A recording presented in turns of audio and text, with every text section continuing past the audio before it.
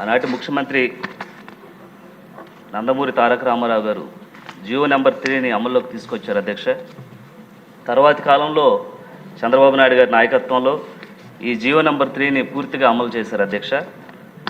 గత వైసీపీ ప్రభుత్వంలో ఈ జియో నెంబర్ 3ని పూర్తిగా నిర్వీర్యం చేసేశారు అధ్యక్ష.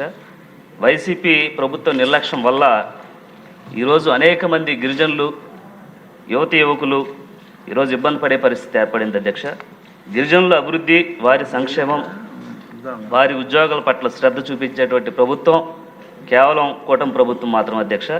అలాగే జియో నెంబర్ 3కి సంబంధించి రేపు జరగబోయేటువంటి డిఎస్సి నోటిఫికేషన్లో కొంత వెసులుబాటు మనం ప్రభుత్వం ద్వారా కల్పించాలి అధ్యక్ష.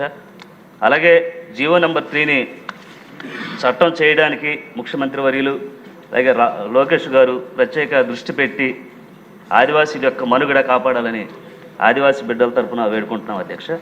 అలాగే 2019, 2024 మధ్యకాలంలో ఐటీడీలకు సంబంధించి ₹1 కూడా గిరిజనులు కేటాయించినటువంటి దాఖలాలు లేవు అధ్యక్ష.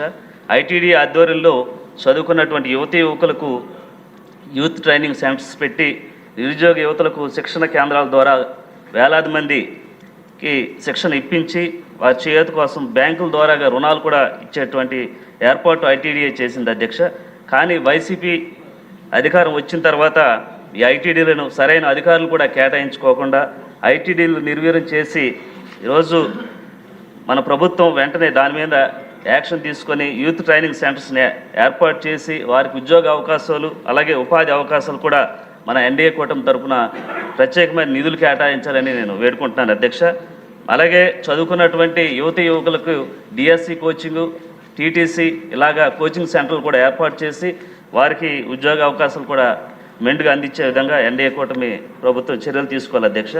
అలాగే గిరిజన ప్రాంతాలు ఉండేటువంటి గిరిజనుల హక్కులను కాపాడుకోవడానికి అనేక ఇబ్బందులు పడుతుంటే మైదాన ప్రాంతాలు ఉండేటువంటి గిరిజనులు ఎలాంటి చట్టాలు వర్తించవు అధ్యక్ష. అలాగే వారికి ఐటీడీ నిధులు కానీ అలాగే 170 యాక్ట్ కానీ ఉద్యోగ అవకాశాలు కానీ మైదాన ప్రాంతాలు ఉండేటువంటి గిరిజనులకి అందించలేము అధ్యక్ష. అలాగే ఉదాహరణకు మా పోలవరం నియోజకవర్గంలో కోయిలగూడెం మండలంలో కిచ్చపగూడెం, బొత్తపగూడెం, మరిగూడెం గ్రామాలు ఇవి అన్నీ కూడా మైదాన ప్రాంతాలు ఉన్నాయి అధ్యక్ష. వీరికి ప్రభుత్వం నుంచి ఎటువంటి గిరిజనులకి ఎటువంటి సహాయ సహకారాలు మనం అందించలేకపోతున్నాం అధ్యక్ష.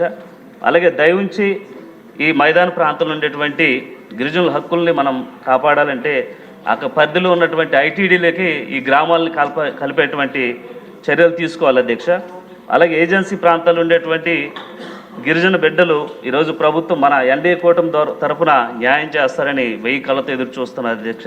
అలాగే ఈరోజు 60-70 సంవత్సరాలు బట్టి ఏజెన్సీ ప్రాంతంలో ఎక్కడ కూడా రోడ్డు లేని పరిస్థితి అధ్యక్ష.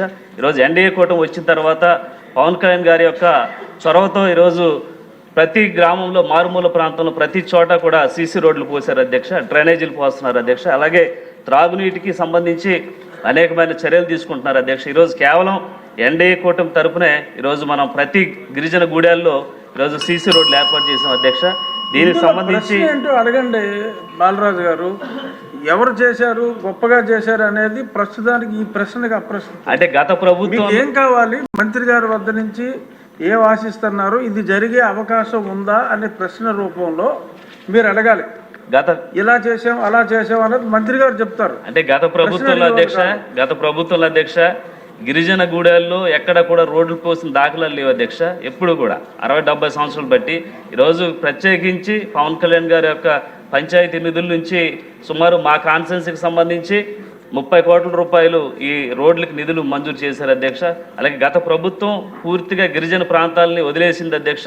దీనికి సంబంధించి ఈరోజు ఐటీడీకి సంబంధించి ప్రత్యేకమైన ట్రైకర్ నిధులు ఇటు మంజూరు చేస్తే ఇటు ఉద్యోగ అవకాశాలు కల్పించిన వారు అవుతారు. అలాగే ఐటీడీకి సంబంధించి గిరిజన గూడెలు కూడా అభివృద్ధి చెందుతాయని నేను తెలియజేస్తున్నాను అధ్యక్ష. ఈ అవకాశం ఇచ్చినందుకు ధన్యవాదాలు అధ్యక్ష.